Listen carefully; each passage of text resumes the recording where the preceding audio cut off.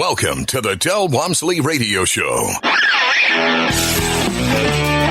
Del challenges the status quo, questions everything, and empowers you to return to your core beliefs to make your life better. If you're ready to hear the truth and get your roadmap to the lifestyle you really want, the next hour will change your life. And now, your host, self-made millionaire, national award-winning investor of the year, CEO and founder of Lifestyles Unlimited, Del Walmsley. Welcome to Del Walmsley Radio Show, where the hype ends and the help begins. I'm your host, Del Walmsley, and as always, we're working on your financial freedom. Today, my friends, I want to share with you a story that I got an email from, and I'm going to wrap it into another story that I've already lived in my life and try to put the two together and show you something important about life. One of my favorite sayings in life is, I used to be sad that I had no shoes until I met a man that had no feet. Don't we all feel that way?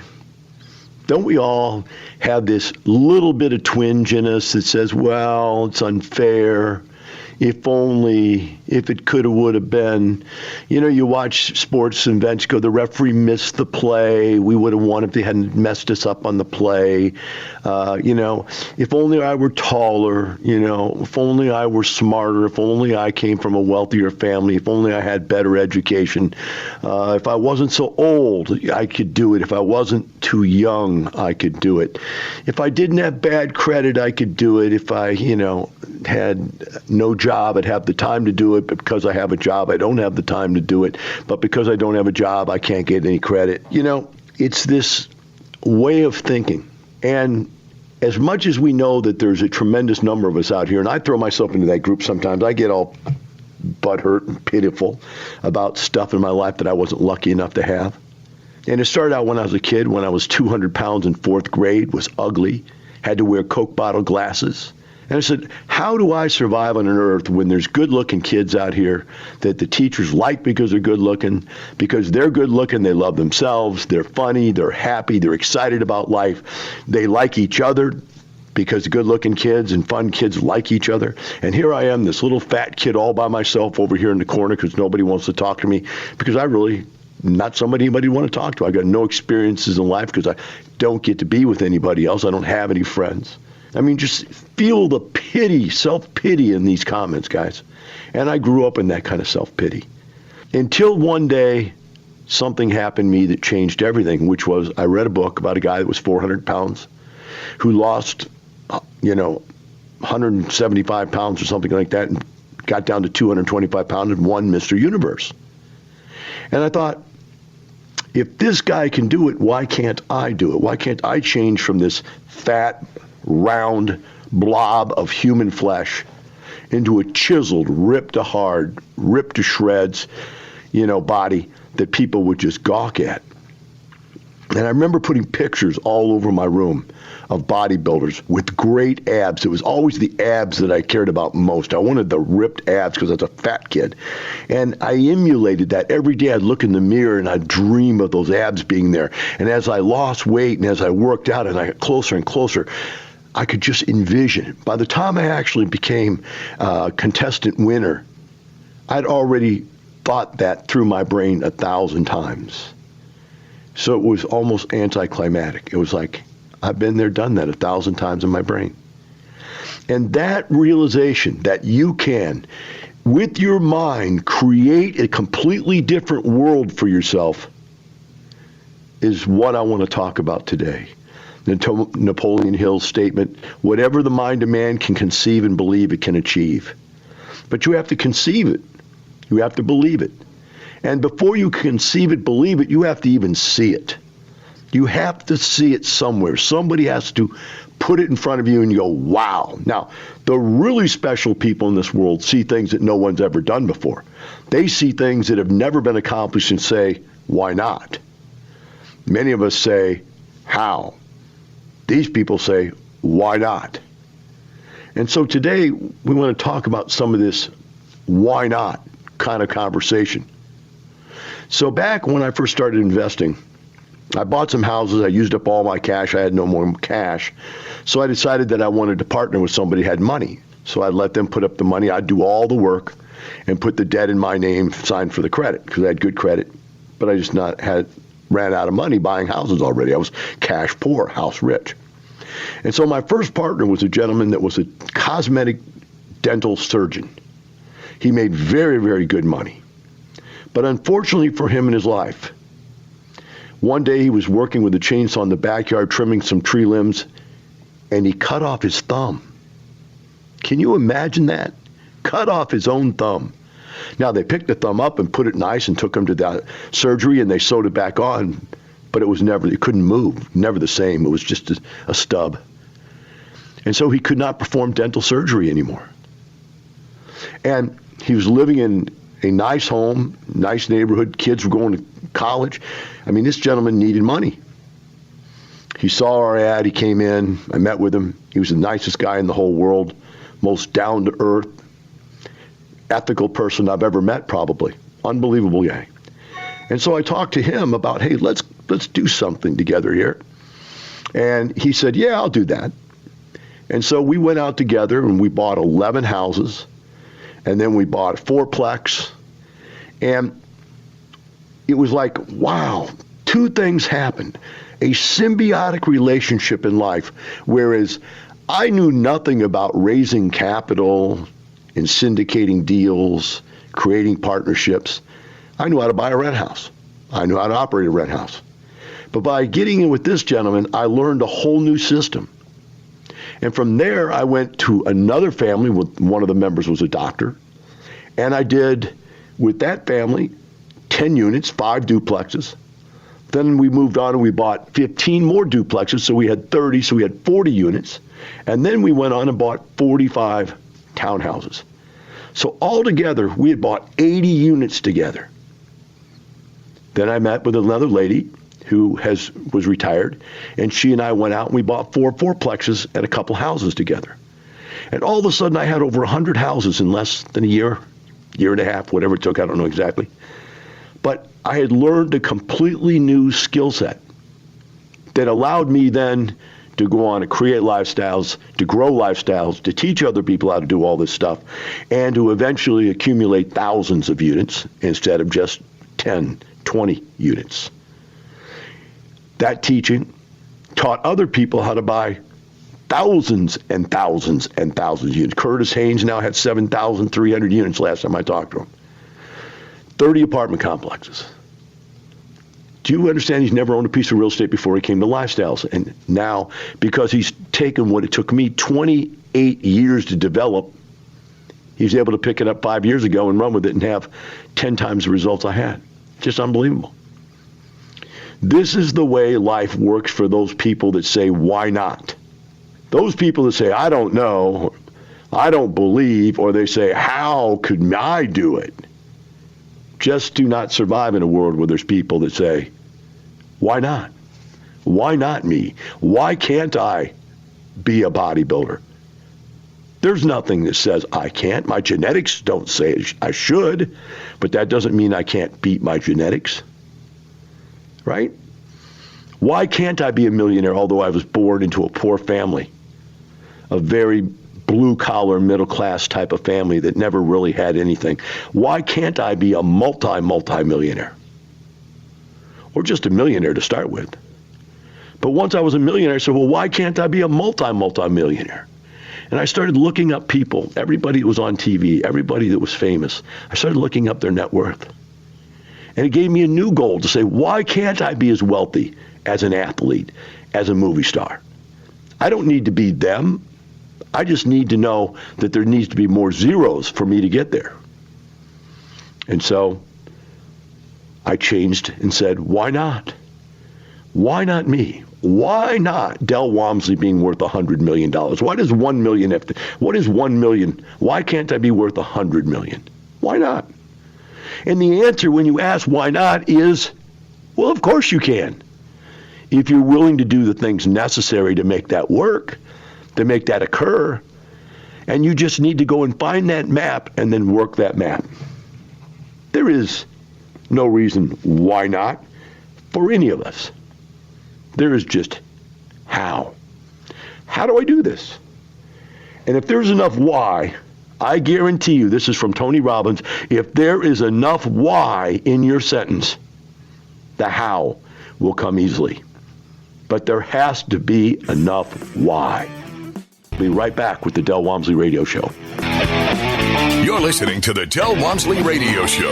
Del will be right back with more life-changing principles in just a few minutes. Welcome back. Now here's some more unconventional wisdom to set you free from the man on a mission to retire America, one person at a time, Del Walmsley. Welcome back to Del Walmsley Radio Show. Today we're discussing the concept of feeling sorry for yourself as opposed to just getting out there and taking action. Sitting there and coming up with 1,000 excuses why you can't be a millionaire. 1,000 excuses why you can't be financially free and retire in 3 to 5 to 7 years, just like everybody else does that decides to do it out there in this world. Why can't you? There is no why you can't. And so what I want to do right now is I want to read you a letter that was sent to me, and it's private. I'm not going to use the person's name because I did not ask permission to use the person's name. But I guarantee you this is a real email that was sent to me, and I think it really highlights the concepts we've been talking about here this morning so far. And I quote, "Today marks the 3rd anniversary of the automobile accident that almost took my life and kept me from being able to practice dentistry for most of 2014. But I have good news that has happened as a result of joining Lifestyles Unlimited. Jennifer and I just closed on our first multifamily property as lead investors yesterday, !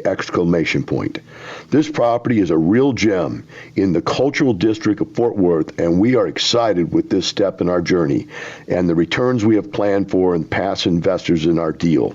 We joined Lifestyles in June of 2014 when I was still recovering from the accident and have been fully immersed in training, mentoring, and networking ever since.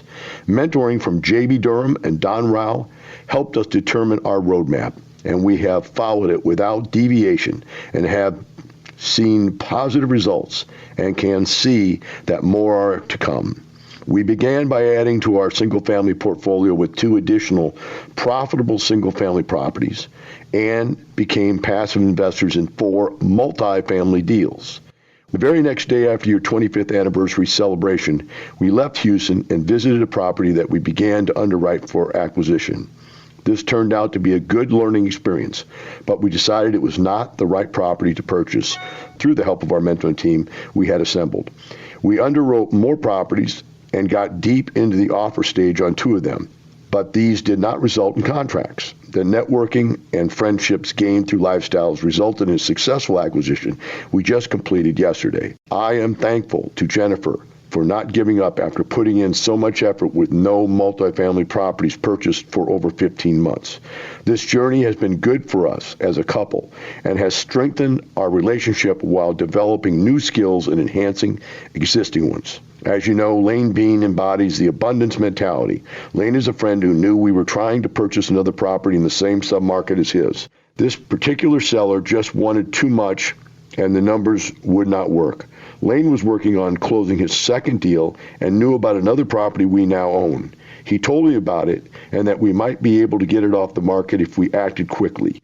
We immediately sprang into action and were able to get it under contract with a few days. Wow, now we own it. One of the large multifamily properties we invested in back in January 2015 is under contract to close later this month, which is going to return our original capital and a nice profit that we are planning to reinvest into multifamily as soon as possible, with plans to utilize the 1031 exchange provision. Just wanted to share our good news and say thanks for helping us from where we were on the day 3 years ago to purchase our first multifamily property before this milestone passed. Jennifer said it's Beth this morning when she said, "Now we mark this day by something positive instead of the accident. A plan formed with knowledge and desire, executed with persistence and encouragement by others of like kind will result in successful outcome. We are proud of that. Thank you, everyone, Lifestyles Unlimited." Now think about this. We start with the human beings whose life has been devastated. Accident, thinks he's going to lose everything. Pain, hospitalization, recovery. And while everybody else would have sat around and felt sorry for themselves, this gentleman said, I got to go do action. I got to go take action. I got to do something for my family to survive if I'm going to lose my dentistry practice. So he joins Lifestyles, and he proceeds to study and learn and get prepared. All the while, studying and learning to become a lead investor, he meanwhile picks up 2 more additional income-producing houses and gets out in there and invests with 4 passive deals so that he can learn this business. He's going out with the people that are already good at it, getting in deals with them, and watching and learning and studying what they did, just like I did with the guy that was 400 pounds that became Mr. Universe. You need a mentor. You need a map. You need somebody who's been there. He then, by joining Lifestyles, accumulated mentors all around him, both Lifestyles actually paid mentors and Lifestyles members that have already been successful. So now he's got this group around him. He keeps calling it this group that he has formed of people, like-minded people, that'll help him succeed. He's got what it takes. Then he runs into his second challenge. The challenge that life just isn't that simple. You don't just go out and buy a property and make $1 million with it, your first deal, if you buy the first property you see. You've got to underwrite them. You've got to go and see if they make sense. And if you do, you go after them, you challenge yourself. But even then, you could be too slow. Somebody else who has lots of experience might be able to beat you out. But because of the 18 months of underwriting 3 or 4 other properties and not getting them, you have sharpened your underwriting skills and you have developed a keen sense of what it is that you need to have in your life to be successful. And so when Lane Bean said, hey, here's a deal, but you're going to have to move quickly, he leaped on the deal. He didn't hem and haw and kick the tire and piddle fart around. He leaped on the deal and locked it down, because he had honed those underwriting skills, because he had this clear vision, just like I had the clear vision of my abs. The pictures on my wall were what my abs were going to look like, or I was going to die trying. He already had that picture of the property he wanted. And when Lane Bean showed it to him, he leaped on it. And now he owns it. Now he owns it. So he's now got rental houses. He's now got passive deals, one of which is going to pay back all of his invested capital, plus the cash flow that's made and whatever profit it makes on the capital gains when they sell it. He's going to take that money and he's going to extend. He's going to continue to grow. This gentleman has changed his life. He's gone from losing everything to being in a better financial position than he was before the accident. And his wife sums it up so perfectly that from this point forward, we won't remember our life from this date as the day of the accident. From this point in our life, remember this day as the day of change in our life. Change for the better. Is that making lemonade out of lemons? Come on, guys. What are you sitting at home doing right now? Why are you not out there making lemonade? Now, from the files of Del Walmsley. You have to get rich quick to get rich. Rich is where you have a large chunk of money you don't need, or an astronomical chunk of money that you don't need. It is not having a few ducats in the bank. It's not the American dream of having a 401k or an IRA or a savings account or a college fund for little Billy. How rich is rich? What do people compare to wealthy? When I was young, the first thing I compared to was I wanted to make more money than my dad did. But my dad was not even anywhere near anything better than lower middle class. And so I remember when I made $70,000 a year working in a health club, I thought I was rocking it because I was outdoing my dad, who was a CPA. You compare yourself to your parents, and your parents say, well, I don't want this life for my kids. This little increase from your parents to you is an increase. It's a success. I say no. We'll be right back with the Del Walmsley Radio Show. You're listening to the Del Walmsley Radio Show. Del will be right back with more life-changing principles in just a few minutes. Welcome back. Now here's some more unconventional wisdom to set you free from the man on a mission to retire America, one person at a time, Del Walmsley. Welcome back to the Del Walmsley Radio Show. I want to cover something that is rather interesting, and that is right now people are afraid that the marketplace has peaked as far as real estate goes. Many people believe that because they've seen it run up a whole bunch in the last couple of years. since 2008. It's been going up, up, up, up, up. But what really needs to be understood is that the market hasn't gone up so much as it's changed. Whereas before 2007, the American dream, according to George Bush and all other government people, both the Democrats and the Republicans, was that, everybody should own 40 acres and a mule. Or in other words, everybody should own their own personal residence. That's the American dream, to own your own piece of real estate. Now, here's the logic behind that. The logic is your home would be your largest physical asset that you own in your life in most cases. You may have a 401k. It may become worth more eventually than what your personal residence is. But the old idea was you buy a large residence that your family can enjoy and live in. That's your enjoyment in life. And then over whatever period of time, 15 to 30 years, you pay this thing off.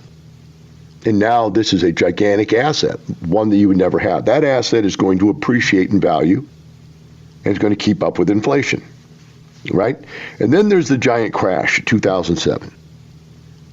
So now everybody sees the world completely differently. Now they see real estate as an expense and as a risk. Not as a guarantee, but as a risk and an expense. The risk is it may go down in value, and the expense is there are massive costs to keep it up. I've just gone through this myself, getting ready for my annual party. I had to spend thousands and thousands of dollars to replace all the dead plants. Of course, my house is a little larger than everybody else, but to replace all the dead plants in my yard from the freeze. And plus, get ready, manicure, pools, ponds, landscape all had to be upgraded and everything to get it ready. And, that's just a tremendous cost for the average person. They really can't afford that. So what has happened now is that people would rather rent and eliminate those expenses and reduce the risk, the downside. Now, that makes sense. I understand that. But what does that mean to us? As landlords, as investors, it means, hey, they're giving up the keys to the asset. We now own the assets. So wouldn't you have liked to own General Motors? Wouldn't you have liked to have been Ford and owned Ford Motor Company? Wouldn't you like to have owned, I'm trying to think of the giant electric company that was created by the guy that invented electric light bulbs? Telephone company. Wouldn't you like to own AT&T from the beginning, or whatever, Ma Bell, I guess it was the original? These are the giant assets of our world. And the ownership of those assets give you income, power, and appreciation. And when you no longer own your home, you don't have any income, power, or appreciation. Your income is only what you can schlep out every day at your job. And if you can't schlep it out, or if your job goes away, you got no income. You have no assets. Your assets can disappear in a moment's notice with a stock market crash. If you owned your house and there was a crash in your house, you don't have to sell your house. You don't have to sell your rent house. It's paying you rent. It's paying your mortgage.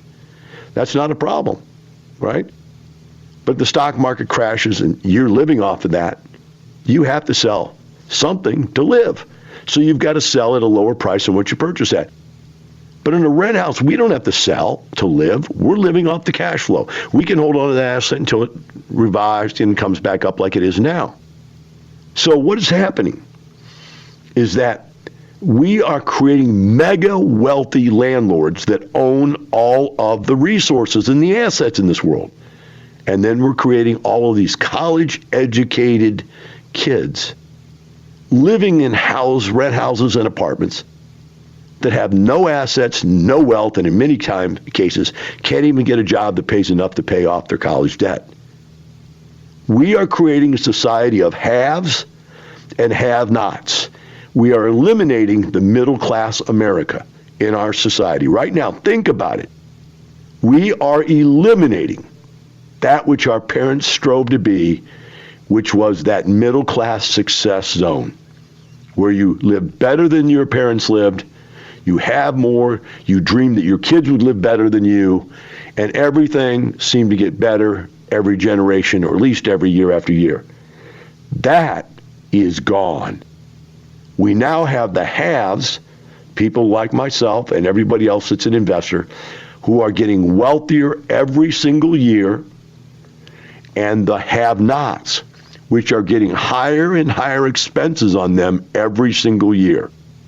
As the cost of housing goes up radically, they are staying broke paying for that cost. As the cost of food and automobiles and clothes goes up, they are staying broke because of those costs. And because they are broke, they can't go buy a house because they don't have the 20% down. They have bad credit from borrowing to buy things they can't afford to own, and their lives are destroyed and going down. It's like a toilet. It's funneling. It's going down. It's not coming up. It's going down. Right? Whereas the haves, their wealth is growing like a snowball. As the snowball rolls down the mountain, it gets larger and larger and larger. But as their resources go down the toilet, that bowl gets lower and lower and lower. That's what's happening to our society today. And this article right here is just 3, 4, 5-page article. That's what it's basically saying, is that, hey, it's saying renters are staying renters.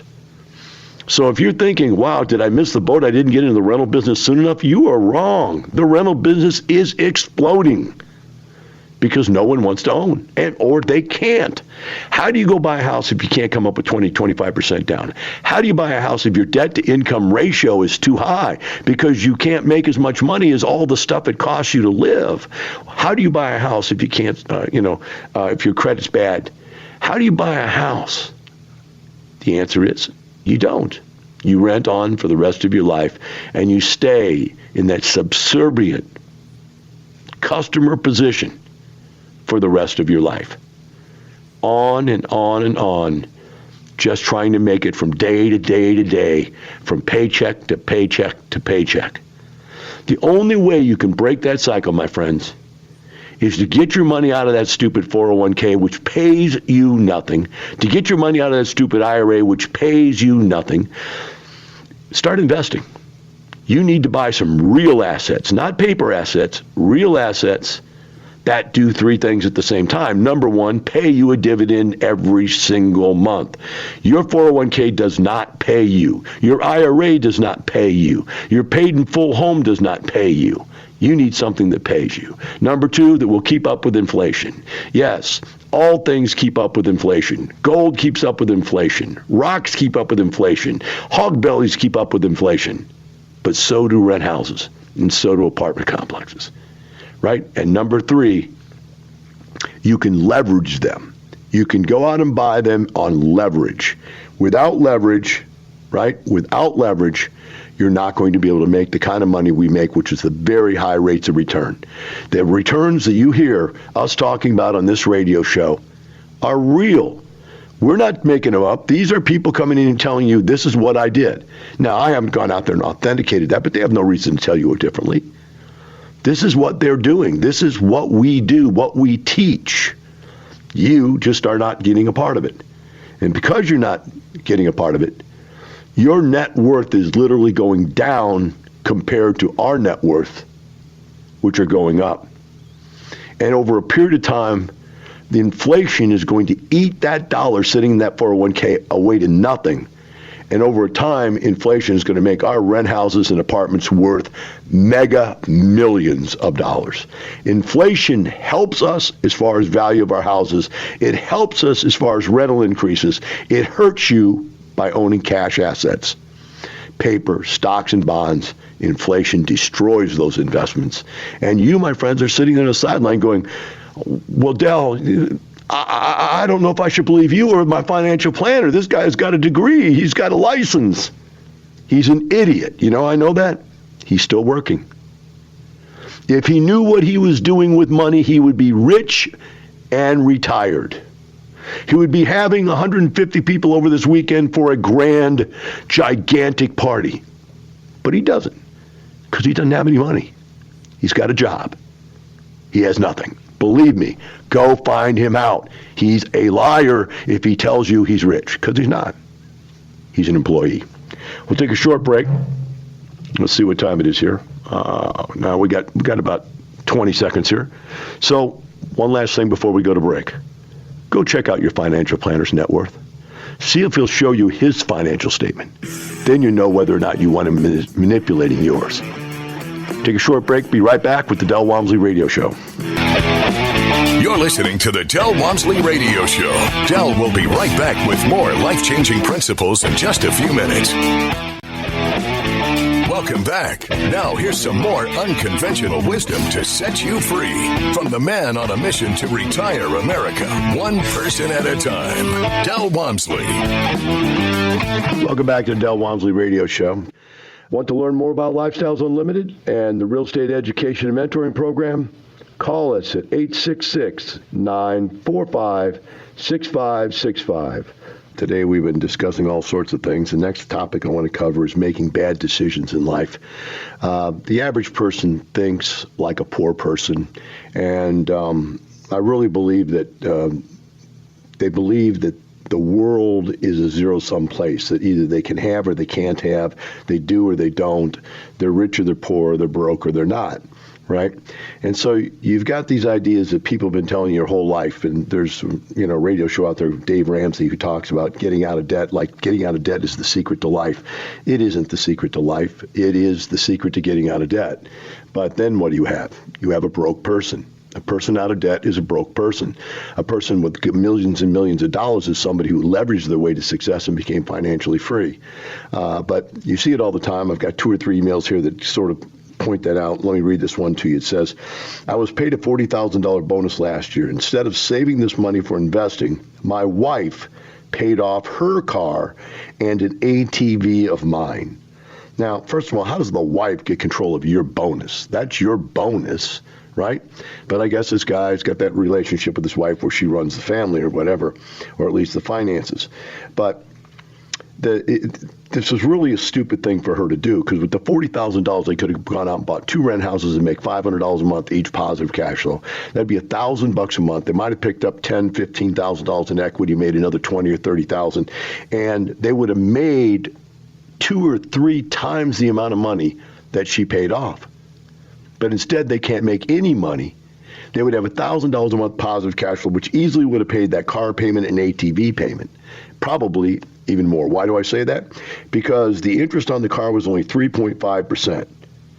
Wow. Now think about that. 3.5%. You could go out and earn cash flow of anywhere from 10 to 20%. And you're going to pay off 3.5% interest. 40 grand paying off 3.5% interest, or 40 grand earning you 10 or 20%. That's a no-brainer, guys. Earn the 10 or 20% and pay the 3.5% off at whatever rate that it's needed to be paid off. And if you make way more with the 10 or 20, which you do, then use those payments to pay those things down if you want to do that, if that's really your goal. But is your goal really to get out of debt, or is your goal really to make more money? See, the problem with the average American out there, all you think about is expenses, because in your life, that's all you've ever had control of is your expenses. What I'm telling you need to start thinking about in life is the income side of the equation. Business people think about how can we produce more income. We will always work at controlling our expenses, making the wise decisions. Although these people had a great wise decision. They had 3.5% interest on this note. That's a great decision. That's easy money. They made that right decision. The bad decision was to pay that note off. Think about it this way. I'm going to give you a little example. I know this is way beyond your ability to think if you've just started listening to the show, but let's just try it anyway and see if maybe I can help shake you out of the nonsense that you've been taught your entire life. Let's say I could go borrow $1 million right now. And it's going to cost me 3% to borrow that million, or 3.5%. In fact, let's make it 4 just to make it simple on our brain. No, let's say 3.5, just what they have. So $1 million at 3.5 is going to cost me $35,000 a year. If I go make a 20% return on that, I'm going to be making $200,000 a year. I take the $200,000 a year and I pay the $35,000 a year off, right, that I have to pay for those payments at 3.5% interest that I borrowed. I'm making $165,000 a year net cash flow because I borrowed the $1 million. Now, your goal would be to get out of paying the $1 million and not be in debt. My goal is to get in debt so I can make the $165,000 a year. It's completely opposite of what your parents taught you. That's why they're not multimillionaires. It's completely opposite of what your teachers taught you. That's why they're teachers and not multimillionaires. It's completely opposite of what your CPA taught you. That's why they're CPAs and not multimillionaires. It's completely opposite of what Ray Lucia teaches you, and that's why Ray Lucia is a radio guy and not a real estate investor, because he didn't know what he's doing. If you know what you're doing, debt will make you rich. If you don't know what you're doing, debt will turn you into a radio announcer by the name of Dave Ramsey, and you'll tell everybody else not to go into debt because you couldn't figure out how to use it correctly. But the rest of the world has, and that's why they're mega rich, right? So it's completely opposite of everything you've been taught. I call this oxymoronic. Life is oxymoronic. All those things they tell you to do, like eat all the food on your plate, turns you into a fat person. Eat the pyramid of food choices, which turns you into a diabetic, right? Go to school for 8 years of college, which turns you into a broke person with $200,000 worth of debt and still no ability to get a job. Everything that your parents taught you in life is backwards. If you were to go out and start your own business at 20 years of age, by the time all your friends got out of college at 28 years of age, you'd be a millionaire, and they'd be broke with debt that they couldn't pay off because they're broke and don't have a job. Completely backwards. I could go down hundreds of these things that they tell you to do, which is completely backwards. Buy your first home before you buy a rent house. No, buy the rent house and have the rent house paid for your new home. Completely backwards. Go buy a lot to build your dream home on. No, don't go buy a lot that 40 years from now you might be able to put a little piece of garbage house on. Take the money you bought the lot with, buy yourself an apartment complex, become a multimillionaire, and then build a real dream home. Exactly backwards again. Everything is backwards that they teach you. I call the term oxymoronic. It's a completely opposite of what people believe to be true. And because it is completely opposite, it takes you away an opposite direction from wealth, success, and happiness, and leads you towards poverty, pain, and living a life of quiet desperation. That's the difference, my friends. That's the difference between being on that wheel of life in a little rat cage, running like a little mouse for the rest of your life, or living out here like the lion, the king of the hill. Have a great day, and remember, it's not the money, it's the lifestyle.